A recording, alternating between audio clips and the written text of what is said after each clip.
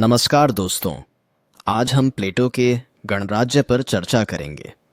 ये किताब सिर्फ राजनीति पर नहीं बल्कि न्याय, समाज और व्यक्तिगत कर्तव्यों पर भी गहरी बातें करती है। बिल्कुल। प्लेटो ने इस पुस्तक में एक आदर्श राज्य की कल्पना की है जिसमें न्याय का पालन किया जाता है। लेकिन क्या इस आदर्श राज्य में न्याय संभव है या फिर ये केवल एक काल्पनिक विचार है? यही सवाल प्लेटो ने गणराज्य में उठाया है।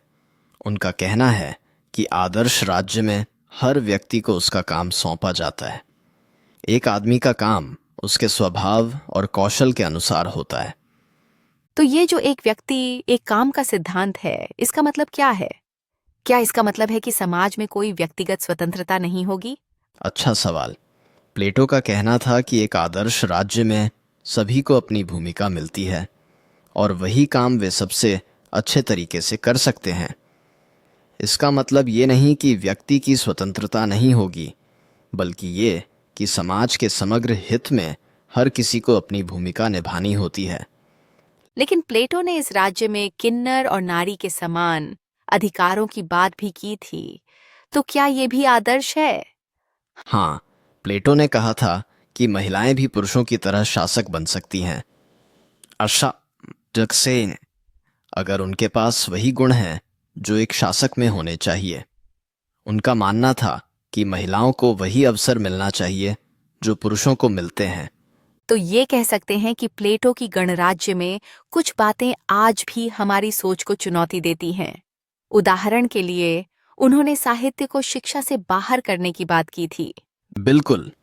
उन्होंने कहा था कि साहित्य को शिक्षा में शामिल नहीं किया जाना चाहिए क्योंकि वह युवाओं को बुरे विचारों से प्रभावित कर सकता है। तो क्या प्लेटो का ये विचार आज के समाज में भी लागू हो सकता है? क्या हमें आज की दुनिया में भी ऐसा कदम उठाना चाहिए? शायद नहीं। आज के समाज में सूचना और विचारों की स्वतंत्रता बहुत महत्वपूर्ण है, लेकिन प्लेटो की गणराज्य हमें सोचने पर मजबूर करती है कि क्या हम अपने समाज को सुधारने के लिए कुछ कदम उठा सकते हैं, जैसे कि शिक्षा और संस्कृति पर अधिक ध्यान देना। बिल्कुल।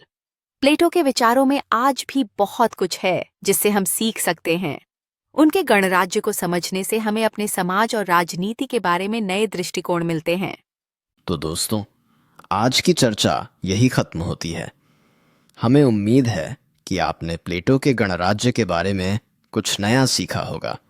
अगली बार फिर से मिलेंगे। तब तक के लिए नमस्कार।